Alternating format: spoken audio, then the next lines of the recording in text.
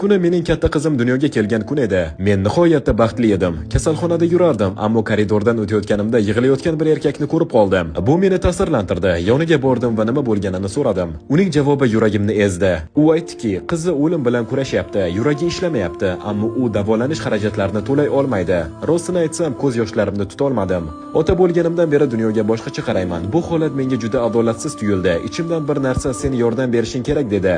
Ha, biz har doim ham hamma narsani o'zgartira olmaymiz, lekin men shu vaziyatda o'zgartira olardim.